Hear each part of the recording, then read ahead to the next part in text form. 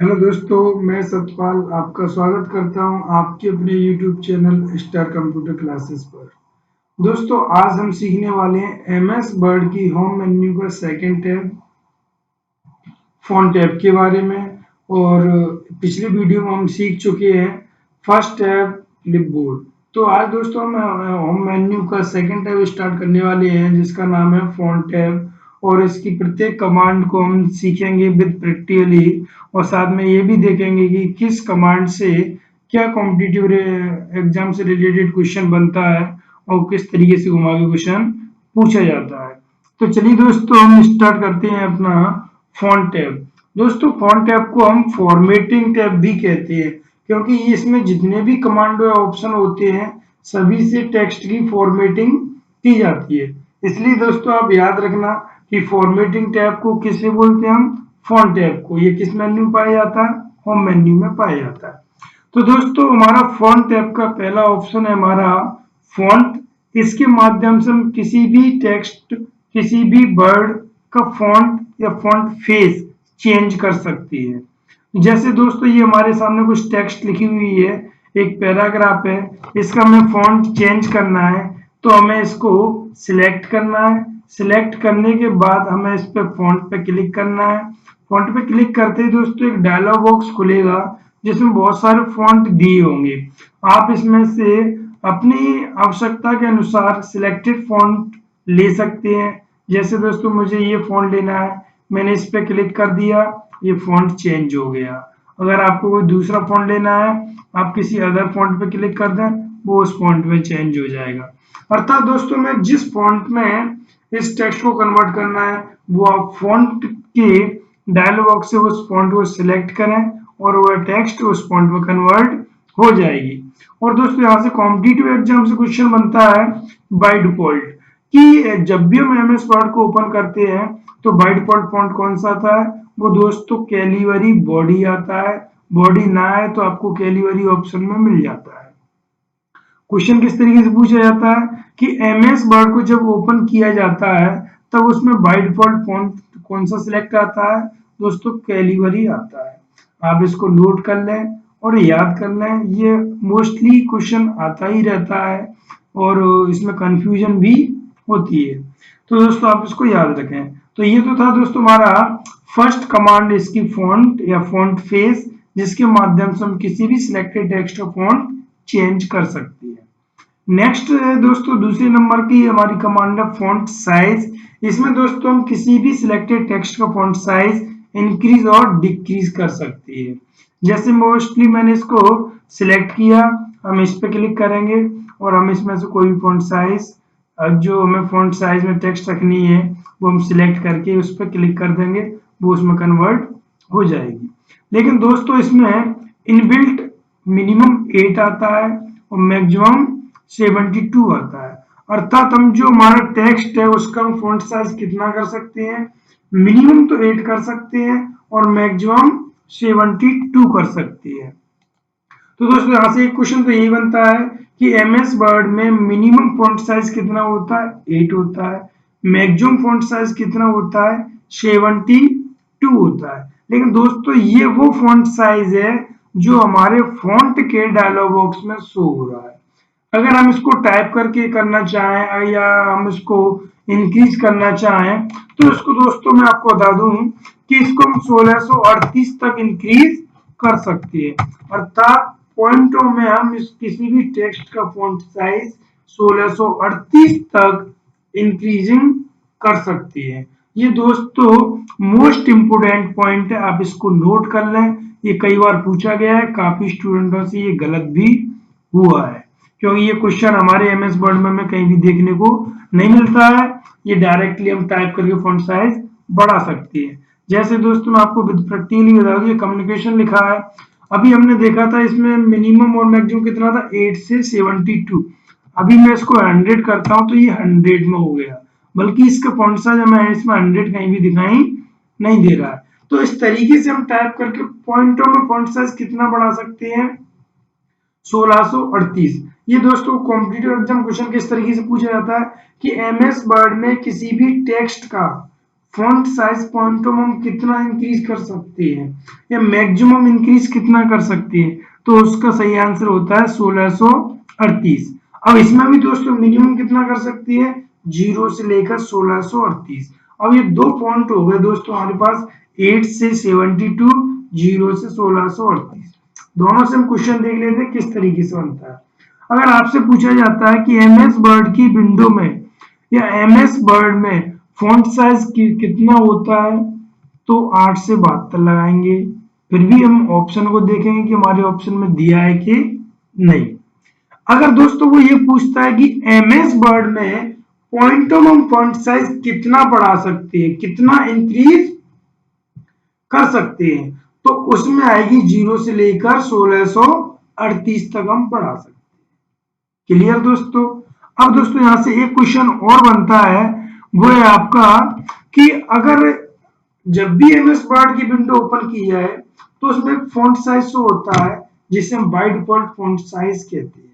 वो कितना आता है, तो वो दोस्तों 11 आता है। इस तरीके से हमारे यहाँ 3 क्वेश्चन बनते हैं कि इनबिल्ट कितना आता है, 8 से 72 आता है, बाय डिफॉल्ट कितना आता है, 11 आता है। हम इंक्रीज कितना कर सकते हैं, 0 से 1638 तक कर सकते हैं। इन दोनों तीनों पॉइंटों को दोस्तों आप नोट करके रखें और याद कर लें। ये काफी क्वेश्चन आते आए हैं और आते भी रहते हैं, तो आप इनमें कंफ्यूजन ना हो। फिर नेक्स्ट दोस्तों इसमें कमांड आती है ग्रोइंग फॉन्ट और श्रिंक फॉन्ट, अर्थात हम फॉन्ट साइज को सिलेक्ट करके यहाँ से भी हम बढ़ा सकते हैं और यहाँ से हम कम भी कर सकते हैं। लेकिन दोस्तों इसमें अंतर क्या होता है, इसमें फॉन्ट साइज पॉइंटों में 2 पॉइंटों में डायरेक्टली बढ़ता है। जैसे मैंने ये सिलेक्ट किया ए कंप्यूटर इज, अगर अब हम क्लिक करते हैं ग्रोइंग पर, तो अभी देखो दोस्तों 2 पॉइंट बढ़े। अभी आपको 20 ये दिखाई दे रहा है, अभी इस पर हम क्लिक करते हैं तो 22 हो गया। अर्थात पॉइंटों में अगर हमें 2-2 करके फॉन्ट साइज बढ़ाना है तो हम किस पे क्लिक करते हैं, इंक्रीज या ग्रोइंग फॉन्ट साइज पर, और कम करना है तो हम करते हैं श्रिंक फॉन्ट साइज पर। इस पर हम क्लिक करेंगे दोस्तों, कम हो जाएगा 2 पॉइंट में। अगर हमें फॉन्ट साइज पॉइंट में 2 पॉइंट बढ़ाना है तो हम ग्रो फॉन्ट साइज पे क्लिक करेंगे, और कम करना है तो श्रिंक फॉन्ट साइज पर क्लिक करते हैं। ये दोस्तों हमारी तीसरी कमांड थी। अब इसकी फोर्थ कमांड आती है क्लियर फॉर्मेटिंग। इसका यूज दोस्तों तब किया जाता है जब हमें किसी भी पैराग्राफ की फॉर्मेटिंग हटानी है। होता क्या है दोस्तों, मान के चलो ये हमारे पास एक टेक्स्ट है, इसको हम इसकी फॉर्मेटिंग करते हैं। ये हमने सिलेक्ट कर लिया, सिलेक्ट करने के बाद हमने बोल्ड कर दिया, इटैलिक कर दिया, अंडरलाइन कर दी और इसका कलर कर दिया। ये दोस्तों इसकी फॉर्मेटिंग हो गई। अब दोस्तों इसकी फॉर्मेटिंग को आप हटाओगे तो उतने ही स्टेप यूज करने होंगे जितने स्टेप आपने फॉर्मेटिंग में यूज किए। एक एक से आपने जो कमांड की फॉर्मेटिंग देते गए, उन्हीं कमांड को उन पर दोबारा से क्लिक करके आप हटाते जाओगे। लेकिन अगर पूरी फॉर्मेटिंग को एक साथ हटाना है और हमारी ओरिजिनल टेक्स्ट हमें देखनी है, तब हम क्लिक करते हैं, तब हम यूज करते हैं क्लियर फॉर्मेटिंग।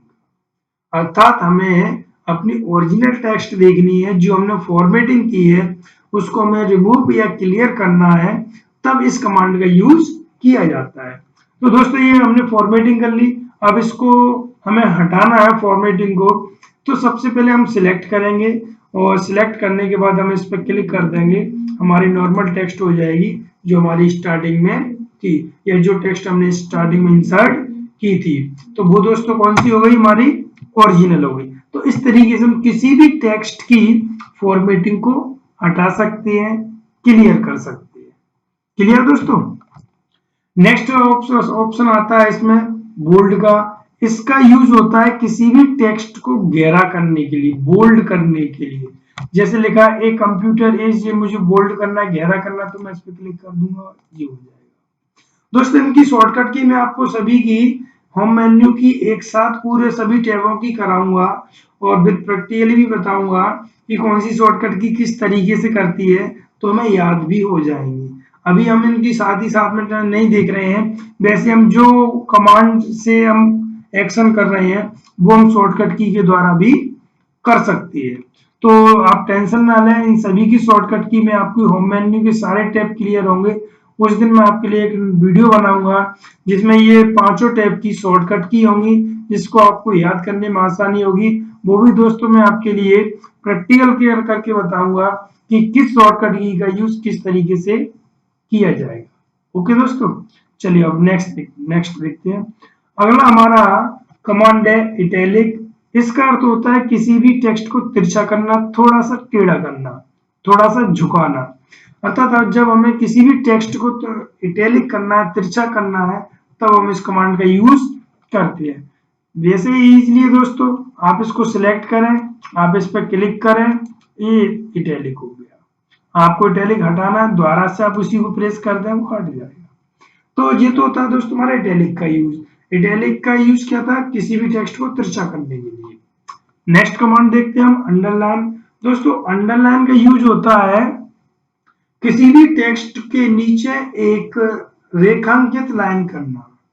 अर्थात किसी भी टेक्स्ट को रेखांकित करने के लिए किसका यूज किया जाता है, अंडरलाइन का यूज किया जाता है। दोस्तों अंडरलाइन एक डायलॉग बॉक्स होता है जिसमें डिफरेंट टाइप की अंडरलाइंस निकलती है। आप कोई भी सिलेक्टेड अंडरलाइन को क्लिक करके यूज कर सकते हैं। जैसे आपको जो अंडरलाइन करनी है किसी भी टेक्स्ट या वर्ड के नीचे, आप उसे सिलेक्ट करें और उस पर क्लिक कर दें, वो अंडरलाइन उस टेक्स्ट या वर्ड के नीचे हो जाएगी। और दोस्तों यहाँ से हम इसमें इसके डायलॉग बॉक्स हम अंडरलाइन का कलर भी सेट कर सकते हैं, जिसमें डिफरेंट कलर मिलते हैं। आपको किसी भी वर्ड के नीचे जिस कलर की अंडरलाइन करनी है वो यहाँ से वर्ड सिलेक्ट करें, सॉरी कलर सिलेक्ट करें और कलर पर क्लिक करते ही उसी कलर की वो अंडरलाइन हो जाएगी। लेकिन मोस्टली दोस्तों हम ब्लैक कलर की देखते हैं, क्योंकि बाय डिफॉल्ट पूछता है तो हमें ब्लैक कलर की ही लगानी है, तो हम जहाँ से ब्लैक कलर की ही चूज करते हैं। तो आप इसको सिलेक्ट करें, आप इसको हटाएंगे, दोबारा से करेंगे तो ब्लैक कलर हो जाएगा।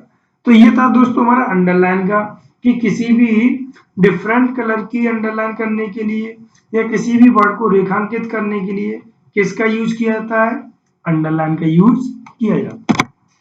चलिए अगला इसका ऑप्शन हमारा स्ट्राइक थ्रो। और स्ट्राइक थ्रो का यूज होता है किसी भी वर्ड को हाईलाइट करने के लिए। अर्थात इसके माध्यम से किसी भी टेक्स्ट या वर्ड को बीच में से किसी लाइन के माध्यम से काट दिया जाता है, जिससे वह हाईलाइट हो जाती है। जैसे हमारा ये पूरा पैराग्राफ लिखा है, इसमें से हमें किसी एक वर्ड को हाईलाइट करना है, तो हम क्या करेंगे, उस वर्ड को स्ट्राइक थ्रू के माध्यम से बीच में से एक लाइन के माध्यम से काट देते हैं, तो वो स्ट्राइक थ्रू हो जाता है। स्ट्राइक थ्रू करने के लिए सबसे पहले आप उस लाइन को सिलेक्ट करें। जैसे ये मैंने मैनी कंप्यूटर सिलेक्ट कर लिया, अब जैसे ही मैं स्ट्राइक थ्रू पे क्लिक करूंगा वो बीच में से कट जाएगा। इस तरीके से आपको दिखाई दे रहा है दोस्तों, ये हाईलाइट हो गया। पूरे पैराग्राफ में अलग से दिख रहा है कि मैनी कंप्यूटर, क्योंकि बीच में से कटा हुआ है।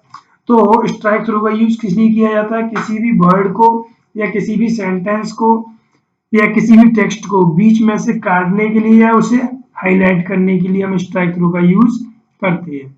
और दोस्तों किसी भी कमांड को कैंसिल करना हो तो आप उसको सिलेक्ट करें, दोबारा उसी को प्रेस कर दें, वो हट जाती है। क्लियर दोस्तों?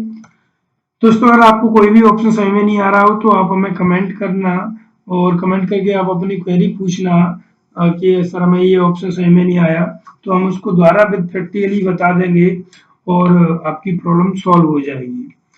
तो चलिए दोस्तों हम नेक्स्ट ऑप्शन देखते हैं। ये दोस्तों नेक्स्ट हमारा सुपरस्क्रिप्ट और सबस्क्रिप्ट, ये दो होते हैं दोस्तों। एक सबस्क्रिप्ट होता है, दूसरा सुपरस्क्रिप्ट होता है। सब मतलब होता है बेस में, सुपर मतलब होता है ऊपर, घात।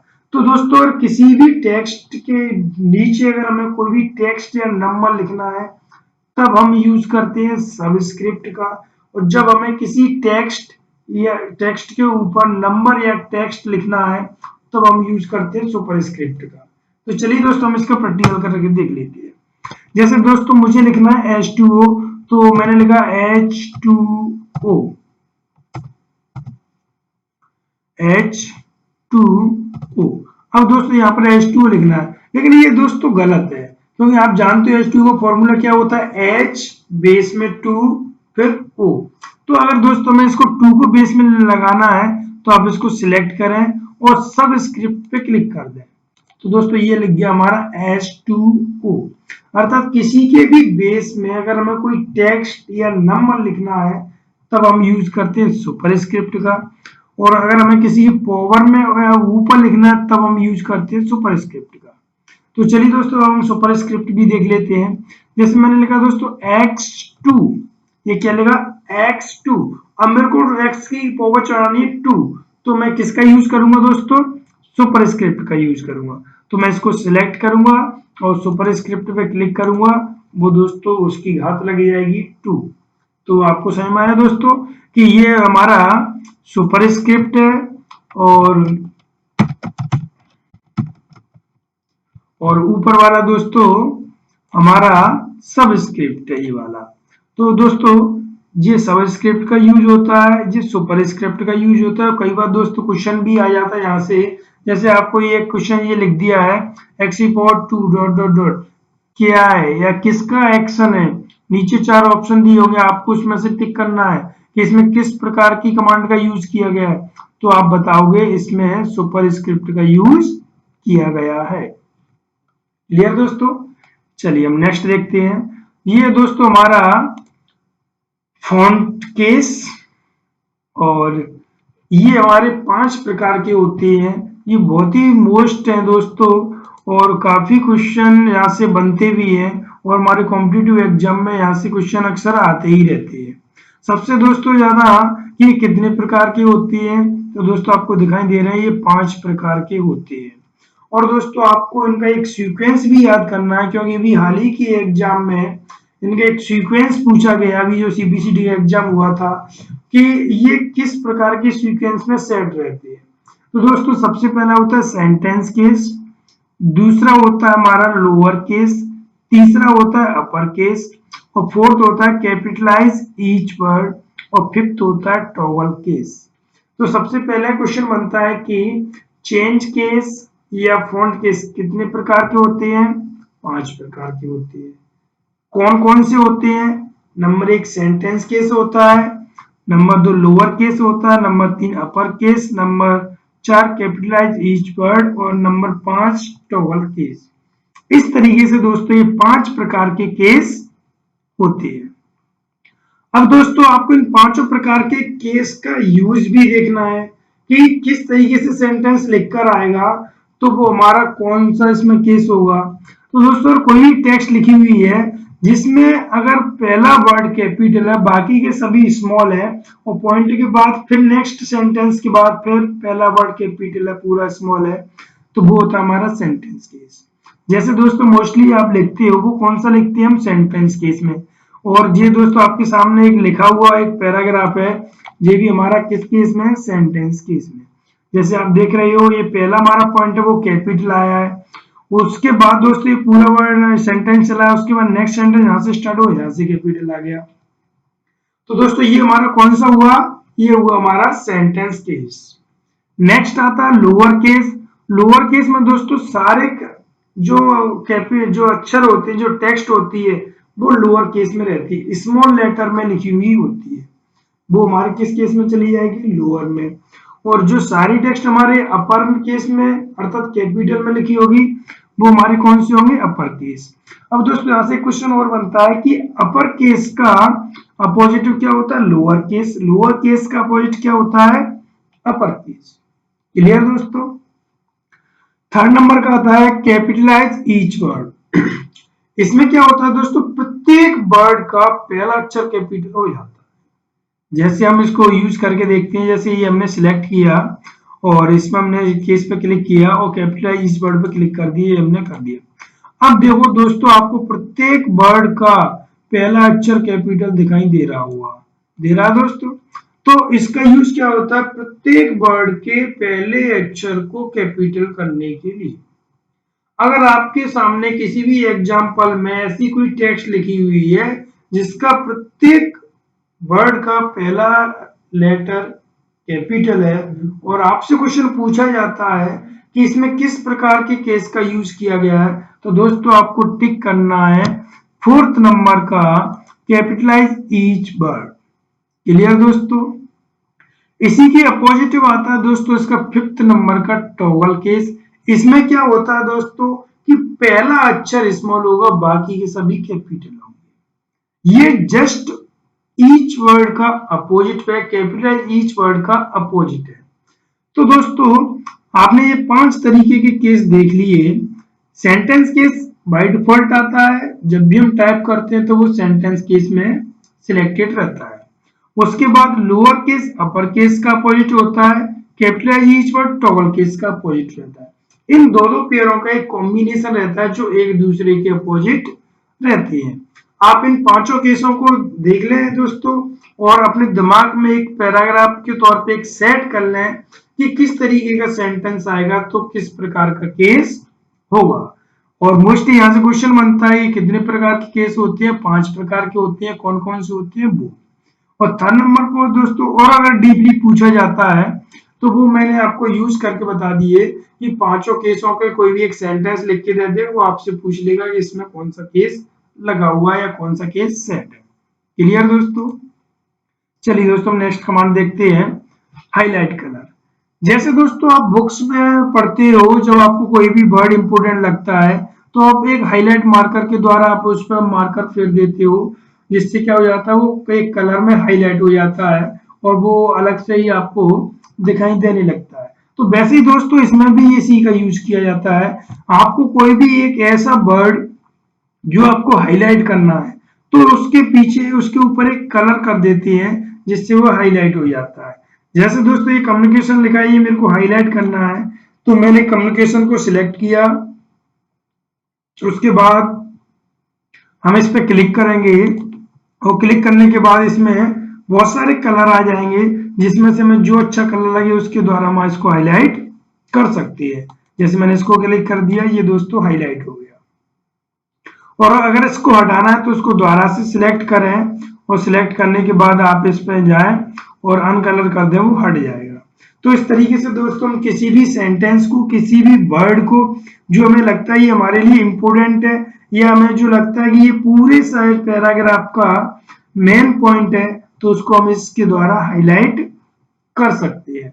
और दोस्तों इसकी लास्ट और नेक्स्ट कमांड है फॉन्ट कलर। इसके माध्यम से हम फॉन्ट कलर करते हैं। और फॉन्ट कलर क्या होता है दोस्तों कि हमें जो भी टेक्स्ट है, जो भी पैराग्राफ है, जो भी हम फाइल बना रहे हैं वो किस कलर में होनी चाहिए, वो कलर हम जहां से सिलेक्ट करते हैं जिसे हम बोलते हैं फॉन्ट कलर, जो बाय डिफॉल्ट दोस्तों आता है सिलेक्ट ब्लैक में, लेकिन जिसे हम अपनी आवश्यकता के अनुसार चेंज भी कर सकते हैं। तो सबसे पहले आप इसको सिलेक्ट करें, फिर आपको देखना है कि आपको कौन से कलर में टेक्स्ट लिखनी है, वो आप कलर यहाँ से सिलेक्ट कर सकते हैं। आप जिस कलर में सिलेक्ट कर देंगे वो उसी कलर में टेक्स्ट लिखी जाएगी, लेकिन दोस्तों बाय डिफॉल्ट ये ब्लैक ही आता है। तो इस तरीके से दोस्तों हमने फॉन्ट टैब की सारी कमांड सीख ली है, यूज भी देख लिया है और कॉम्पिटिटिव एग्जाम से रिलेटेड क्वेश्चन भी देख लिए हैं कि किस तरीके से इनसे सभी से क्वेश्चन बनता है। और फिर भी दोस्तों अगर आपको लगता है कि हमें किसी भी ऑप्शन में, किसी भी कमांड में कोई प्रॉब्लम है, आपकी कोई क्वेरी है, तो आप हमें कमेंट जरूर करें। मैं